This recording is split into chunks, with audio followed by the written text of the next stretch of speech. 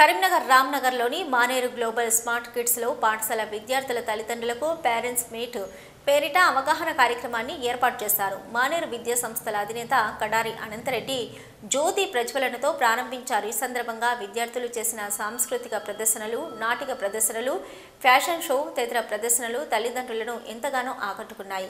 ప్రస్తుత కాలంలో విద్యార్థులు లక్ష్య సిద్ధితో సాధన చేస్తే ఉన్నత శిఖరాలు అధిరోహిస్తారని అనంతరెడ్డి అన్నారు. విద్యార్థుల ప్రిపరేషన్లో తల్లిదండ్రుల పాత్ర కీలకమని, చెడు వ్యసనాలకు తమ పిల్లలను దూరంగా ఉంచాలని సూచించారు. గత 37 సంవత్సరాలుగా మానేరు విద్యా సంస్థల్లో చదివిన వేల మంది విద్యార్థులు ప్రస్తుతం ప్రపంచవ్యాప్తంగా ఉన్నత స్థానంలో ఉన్నారని చెప్పారు. విద్యార్థులు కేవలం విద్యలోనే కాకుండా అన్ని రంగాల్లో రాణించాలని సూచించారు. ఈ కార్యక్రమంలో మానేరు విద్యా సంస్థల చైర్మన్ అనంతరెడ్డితో పాటు డైరెక్టర్ సునీతారెడ్డి, ఉపాధ్యాయులు, విద్యార్థులు పాల్గొన్నారు.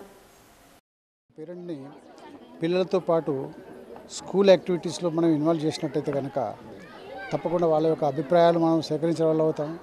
అయితే ఇప్పుడు మారుతున్నటువంటి పరిస్థితులకు అనుకూలంగా పిల్లలకు విద్యను మనం నేర్పించాల్సిన అవసరం ఇప్పుడు ఉంది. ఒక 25-30 సంవత్సరాలకు పోల్చుకుంటే కనుక, గతంలో చూసుకుంటే కనుక ఇప్పటికీ చాలా ట్రమండస్ చేంజెస్ వచ్చినాయి.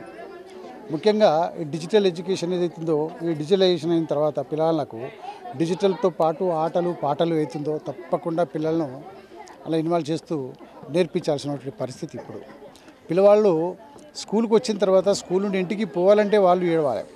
గతంలో పరిస్థితి భిన్నంగా ఉండేది. స్కూల్ నుంచి ఇంటి నుంచి స్కూల్కి రావాలంటే ఏడ్చేది.